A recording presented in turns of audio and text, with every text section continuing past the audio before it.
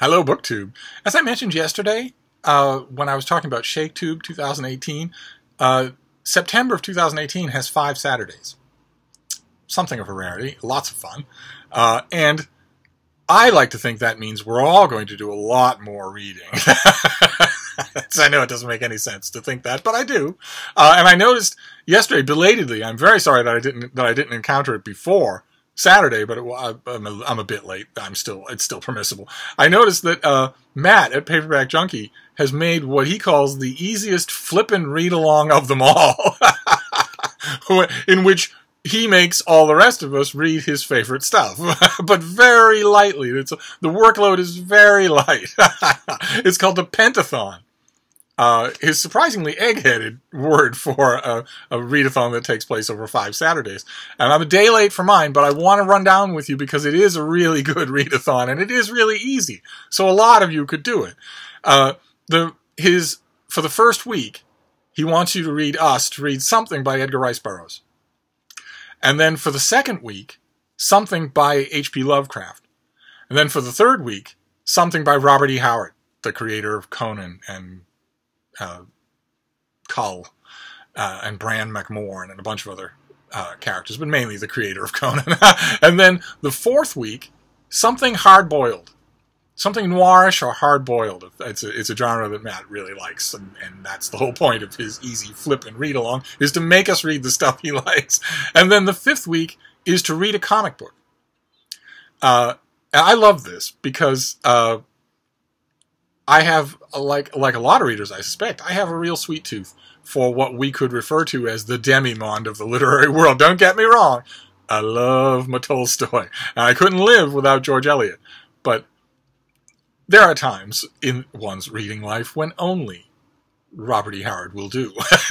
So I'm gonna join in. I want to give you my provisional TBR for the Pentathon. And when it comes to Edgar Rice Burroughs, I think I'm going to reread what I think might be my favorite Tarzan novel, which is The Son of Tarzan. In this cover, the artist does great work, but his name is, I'm afraid, it's right on the tip of my tongue, but it's escaping me for the moment. For some reason, he has Tarzan's son as a beach blonde who is sort of crouching timidly. It's not a very heroic cover. I find it all the more fascinating for that. But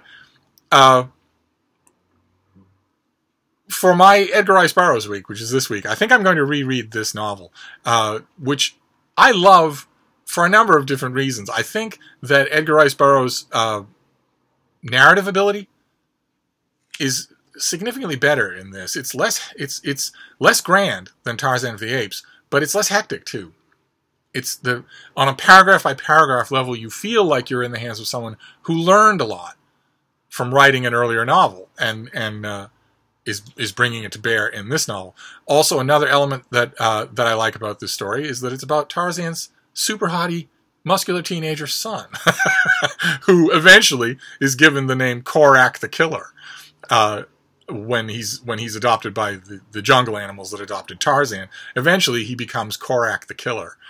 And also I love the book because it has a great cast of villains, and unlike far too often in Edgar Rice Burroughs, he will descend to having his heroes embody all the good qualities of humanity and his villains embody all the bad ones. That gets a little boring. That's making a Voldemort out of your villains gets boring pretty quick. You need your villains to have a breadth of human traits, positive and negative. And a couple of the villains in this book are at least brave. They're at least physically brave. So that's another reason, is that it's slightly more, you don't ever root for them, of course. This is Edgar Rice Burroughs after all, but you at least don't despise them. You want them to lose, but you don't despise them. But I think, I'll let you know, because I'm going to reread this today. I don't need any. I discovered very little Tarzan here at Hyde Cottage. Isn't that crazy? Here I am buying armloads of books at the Brattle Bookshop, at charity shops, lugging suitcases full of books home from church jumble sales that are all going to come and go. I'm either going to mail them out to you, or I'm going to turn them right around and bring them in for credit somewhere. Whereas the books that I genuinely treasure, some of them I don't have. That just mystifies me. I don't think I have more than 5 Tarzan novels. I have all the Edgar Rice Burroughs novels, but I don't think I have any Carson of Venus novels, and it just, Mark at Richardson Reads announcing his own Pentathon readathon held up an armful of Carson of Venus novels that he found in perfect condition, like they were just printed when they haven't been printed in 30 years, for $1 a piece. I swear. He says that he doesn't have librarian superpowers, but every week he holds up, oh, I also found this. It was an outdoor tent. There was dust and dirt blowing everywhere, and the proprietor was nowhere to be seen, but I eventually found him, because when I dug under an old tarp under a table, I found this thing. It's a Gutenberg Bible. Dusted it off. Turns out it's the first printing. Apparently it's worth $5 billion. Every week he does something like that, and Matt's no better. Matt will often come back with a haul of great old mass market pulpy classics that are, I think, the birth of Pentathon is those kinds of things. But in addition to all of those other elements, I think what makes this my favorite Tarzan novel is the character of Miriam. There's a young woman named Miriam who ends up being Korak's love interest. But she herself had as unconventional an upraising as he did. And when Burroughs, you can almost see him almost understanding what he's doing. Writing, at the very end, writing in the Edwardian era, writing at the very end of the Edwardian era, a creature of the Edwardian era, writing at the dawn of the modern era. You can almost see him understanding that if you take a young woman and you take her out of the corseted, normal, conventional upbringing of her gender, and you put her in an environment where she's physically responsible for herself and is hanging out with all sorts of apes and monkeys who don't think that it's improper for a lady to take her gloves off at the theater or anything like that, then inevitably, if you take her out of that upbringing, inevitably by the time she's 18, she's going to be something very different from, for instance, Jane Porter in Tarzan of the Apes. She's going to be much closer to Tarzan and Korak, and that happens with Miriam. She's a weird character, weirder than I've read a lot of writers on this book give her credit. So it'll be a pleasure to hang out with her and Korak again in this book. So that's going to be my Edgar Rice Burroughs, is the Son of Tarzan. And then the second prompt is H.P. Lovecraft, and I would like to think that I have purged my book collection of any H.P. Lovecraft. I would like to think that I have done that. If I haven't, if by some chance, accidentally, there's some H.P. Lovecraft in one of those Penguin volumes behind me, then I'll read it. But I have a larger point to make about H.P. Lovecraft and Edgar Rice Burroughs in just a minute. But for Robert E. Howard, I thought about Solomon Kane or Bran McMorn or even my beloved Kull, who Kull is the king of Atlantis and was an animal-raised stripling, an animal-raised orphan who becomes king of Atlantis and has something that Robert E. Howard doesn't do in any of his other high fantasy works, which is a great supporting cast. Kull has a great supporting cast. A regular, steady supporting cast, which is... it's a rare thing in sword and sorcery epic fantasy before the modern era. So I thought about all of those, but no. Of course, if you're going to read Robert E. Howard, you're going to read Conan. And I have this volume. Look at that. This is a volume called Red Nails, and it has a few, I think it's just 5. Oh, no, it has 4. It has 4 classic, oft-reprinted Robert E. Howard Conan stories, and I think the one I'm going to read is Shadows in Zamboula. Of course, I've read all of these a million times, but Shadows in Zamboula has an outrageous horror element to it that I kind of like. There are Robert E. Howard stories in which there are animals, and then there are Robert E. Howard stories like, for instance, famously The Tower of the Elephant, in which there are animals that are slightly larger than their normal kind, than the normal kind of animal. And then there are Robert E. Howard stories in which there are Conan stories in which Conan encounters prehistoric animals or monstrous variations on prehistoric animals. It depends on what mood you're in, but I'm in the mood for one of those. So I think it'll be Shadows in Zamboula. And the point that I want to make about all 3 of the great, epic pulp fiction writers that start off Pentathon. There's Edgar Rice Burroughs, there's H.P. Lovecraft, and there's Robert E. Howard. And coincidentally, there are 3 of those writers, and coincidentally, there are 3 kinds of pulp writers. Let's forget about these 3 for the minute and just talk just in general. There are 3 kinds of pulp writers. The first kind is a pulp writer who's writing for money. He's writing as fast as his typewriter will work to make word count, to submit to John W. Campbell or whoever to publish his stuff. That writer wants to entertain you.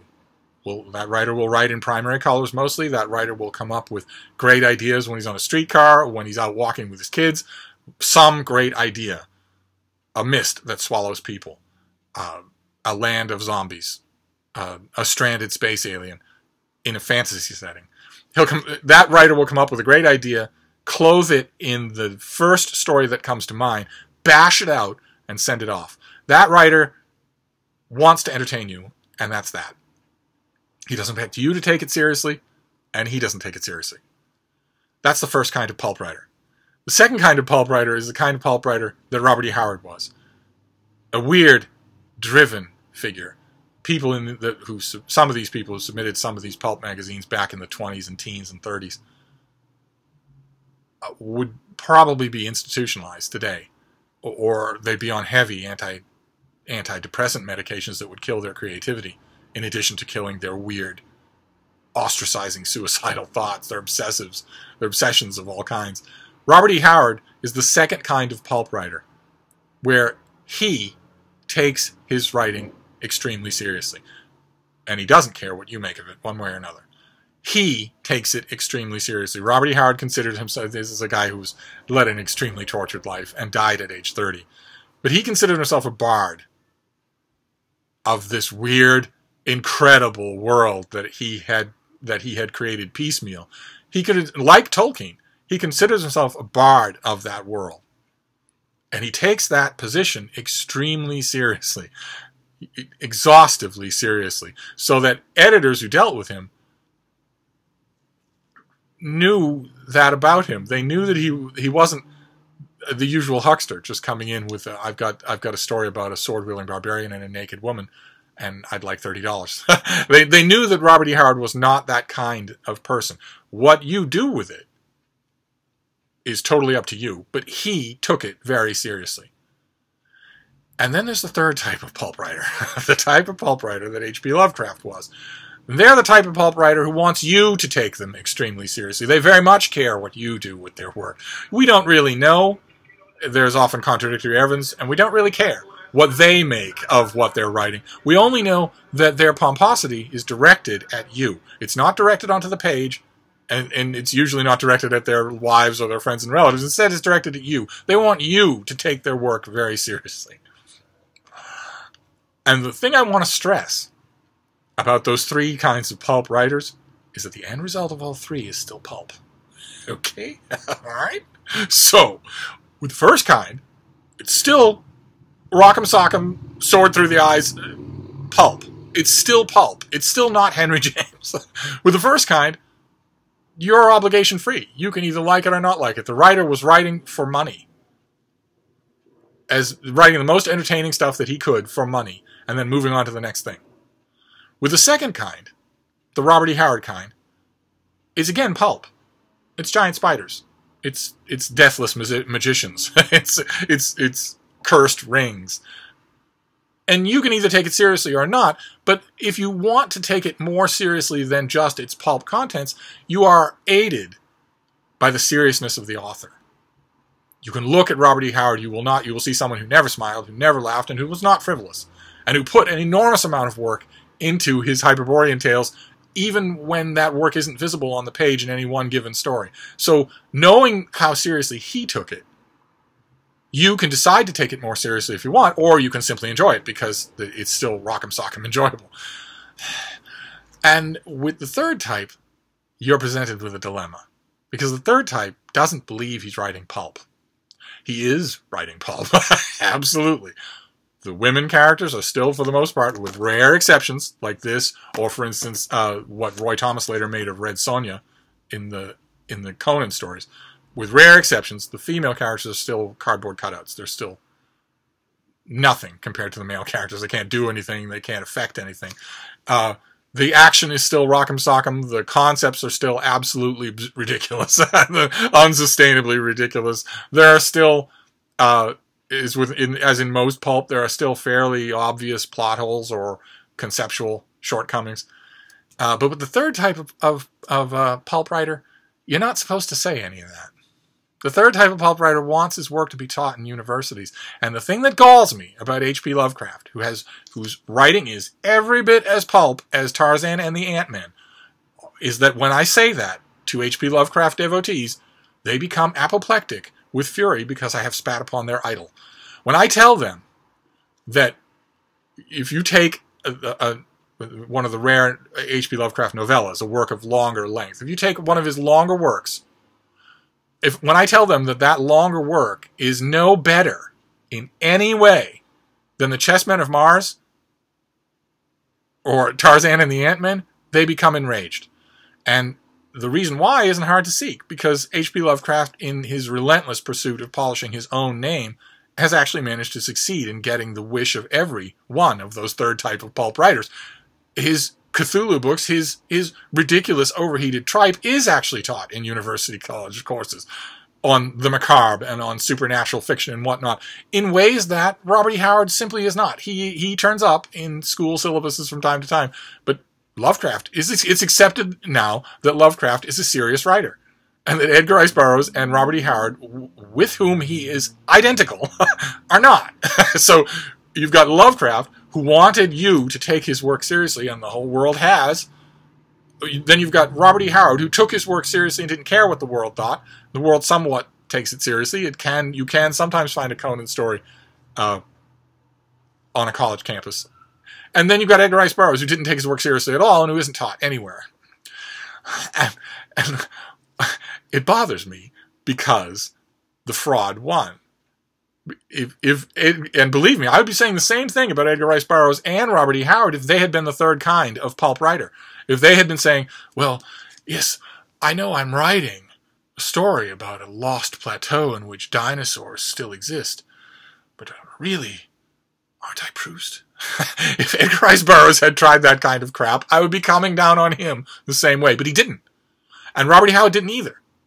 It's Lovecraft who tried that kind of crap, and it worked.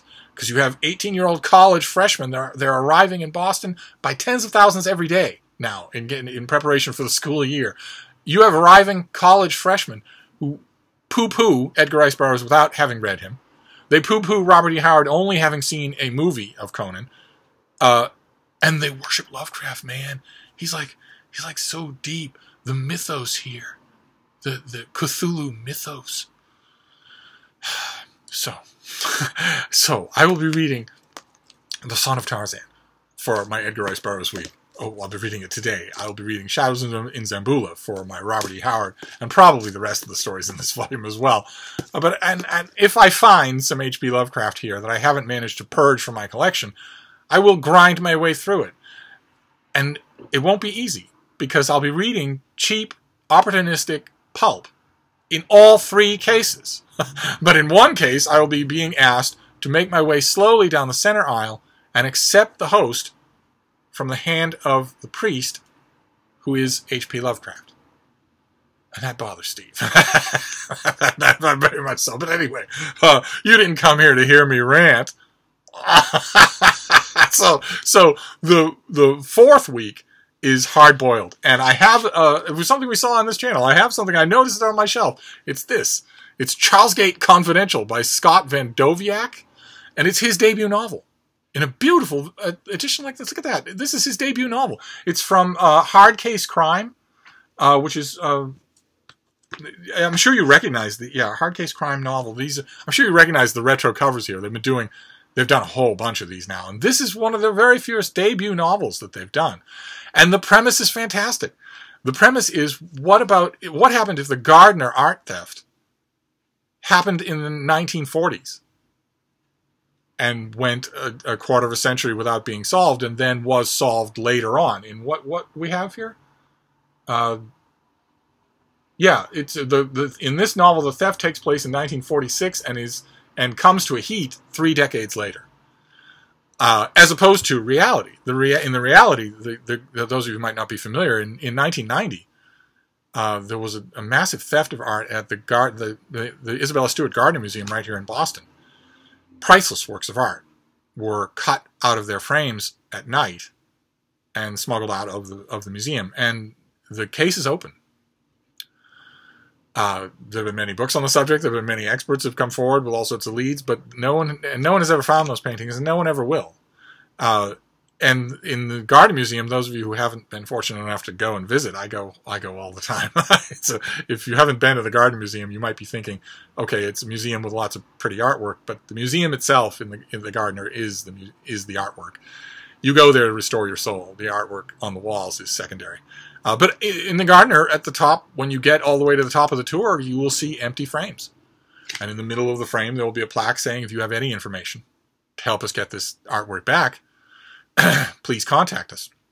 Now, the story of the Gardner theft is fascinating in its own right. I have read everything there is to read about it, and including all of the massive leads that have come out of it in subsequent years. And one detail of one of those leads keeps coming back to me in my mind. One investigator was talking to one person who claims to have seen the artwork after it was stolen, while it was in the process of being fenced or shipped out of the country or whatnot. And that person made a description that I don't think, knowing the person's background, an ordinary common thief's background, I don't think that this person would have been able to make this description on his own. I don't think it would ever occur to him to describe what he saw this way unless he actually did. He described agents of the original thieves holding up plastic bags with that were full at the bottom of what he described as what looked like black and white cornflakes. And that's exactly what would happen. If you cut a Rembrandt out of the frame where it has been for a century, 2 centuries, and you roll it up so that you can carry it out under your arm, the varnish on that painting has dried to a brittle consistency over the centuries. And if you roll it up, it's all going to crack. It's not just going to crack the painting.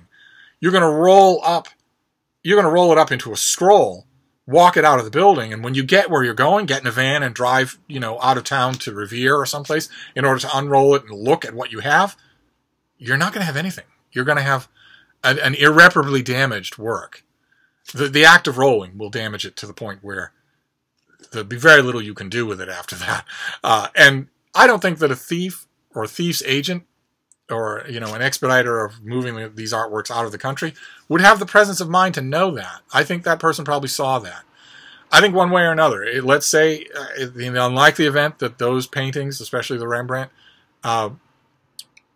were preserved, where the thieves who were hired to impersonate police officers break into the museum and cut these things out of their frames. Let's say they were instructed on how to take care of them, precisely so that kind of damage wouldn't happen. Let's say that happened. I don't think it did. But let's say that it did. Let's say that efforts were made to preserve the paintings themselves right from the beginning. If that's true, then those paintings arrived intact in the hands of the person who organized the crime. And that person obviously knows that they're not saleable. You can't fence a Rembrandt. So that person had to have organized the crime in order for private consumption.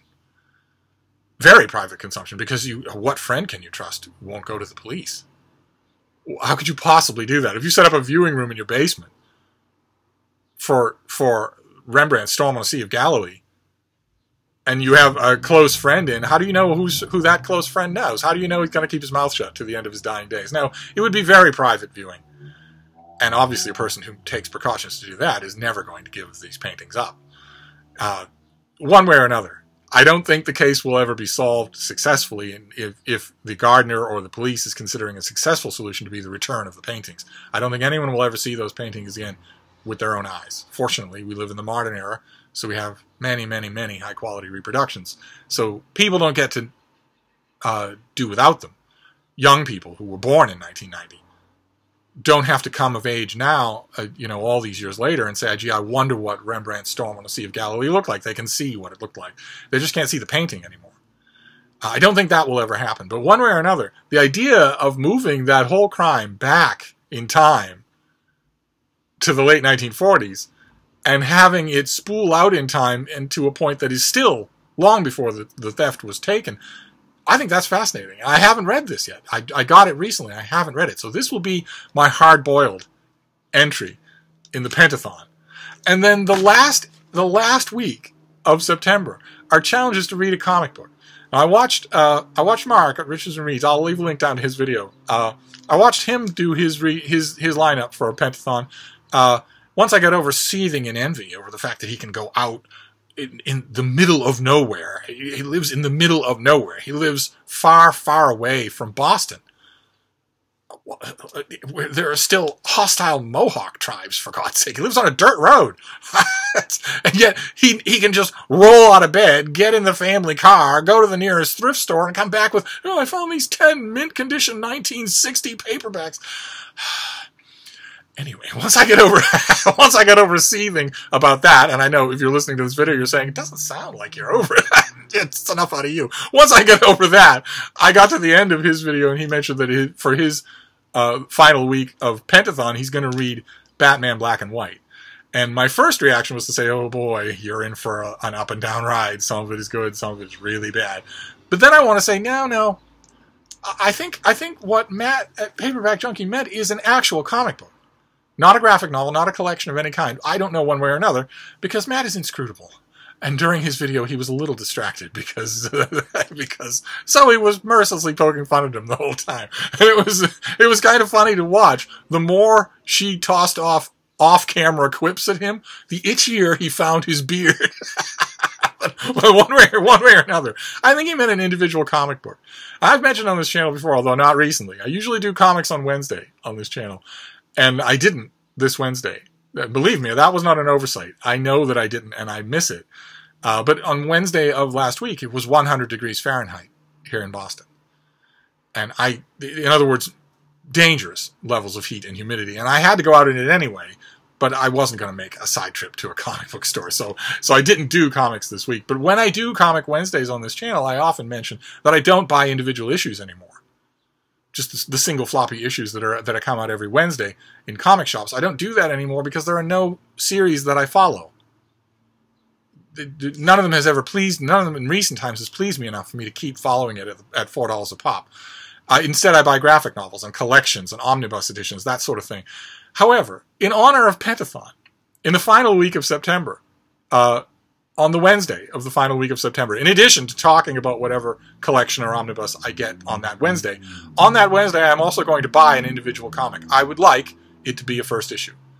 And once upon a time, I remember vividly the days when that would have been whistling for the stars. Now, first issues happen all the time. I noticed there's a first issue from Marvel or DC almost every week. I'd be willing to bet there'll be a first issue that week. If it's not a first issue, I'll buy something else, some anniversary issue, special issue, or even just a random ongoing thing that I will then analyze the crap out of that Sunday. So I'll talk about comics on Wednesday, but I will also talk about a single comic book to wrap up Pentathon on that Sunday. So that's going to be my lineup for this very pulpy, very lowbrow, very demi-monde readathon. I'm going to read Shadows in Zamboula from Robert E. Howard. I'm going to read The Son of Tarzan from Edgar Rice Burroughs, which I understand why you would call it Son of Tarzan. And, of course, Edgar Rice Burroughs calling it Son of Tarzan spawned a little meme factory of its own, where the sequel is always Son of. I think, in a perfect world, I think the book should be called Miriam. But one way or another, I'll read that. If I have any H.P. Lovecraft here, in an anthology or something, then I'll read an H.P. Lovecraft story, whatever it is. And then for Hardboiled, I'm going to read a debut. I love debut fiction anyway. This is Charles Gate Confidential, about the Gardner art heist, only transposed in time. A genius idea. And then for the final week of Pentathon, I'm going to read a single-issue comic book. The comic site that I go to is Comics List, I think it's what it's called, and it gives me a rundown of what's coming out this week and the following week. I don't think it goes any further than that. I'm not sure where I would go online. If any of you know, feel free to tell me in the comments. I'm not sure where I would go online to find out the weekly comic book release schedules out in time, all the way to the end of September. So if you know of such a place, then in the comments field, you will finally have an opportunity to tell me where to go. But in the meantime, I invite you all to do Pentathon, because this is the kind of stuff that BookTube doesn't often talk about. This is the pulpy underseller of literature. We're often talking about all the rest of it. You know, I talk about new releases all the time on this channel, and people are constantly talking about old favorites or classics that they know and love, and that's wonderful. But remember, let's keep in mind that BookTube 2.0, this new BookTube that we want to make, is not lockstep. Its whole glory is that it's introducing vigorously, energetically, enthusiastically introducing all of us to the whole world of literature. And in that world, there is a feverish, low-rent, one-star bar crawl that you can do. And Matt has unceremoniously created such a bar haul. He's created the one-star pub crawl of readathons, where we're going through all these pulp classics and not raising our sights much higher than that. And I love that, because this stuff is so much fun. Except for H.P. Lovecraft. But you take the good with the bad. Anyway, that's my Pentathon read-along, and I'll leave all the information down below in case you want to jump on. Of course, this is, as Matt says, the easiest flippin' readathon of them all. And part and parcel of that is that it doesn't really matter if you're a little late. Okay? So, if you're a little late, if you're encountering this idea just on this channel for the first time, feel free to join in. And if you have a BookTube channel, feel free to make a video in which you talk about Pentathon. I wish that I somehow missed it. I wish that I'd known about it earlier, because I would have urged you all to read, as Matt says in his video, the big undertaking here in Pentathon is the very first week. The big undertaking is Edgar Rice Burroughs, who wrote novels, not short stories or anything like that. So there is a way around it. If you're coming in late and you're thinking, well, I don't have time to read a whole novel, there is a way around it. There's a Tarzan book called Jungle Tales of Tarzan. And Jungle Tales of Tarzan is exactly what the title says. It's separate, self-contained individual stories of Tarzan. You could pick one of those. I think there are 5 stories in the Jungle Tales of Tarzan. You could pick one of those. That's going to be 35, 40 pages at most. And that built you right back in the running for Pentathon. But anyway, be that as it may, I'll list everything down below, and I'll wrap this up for now. But I'll see you soon. Thank you, BookTube.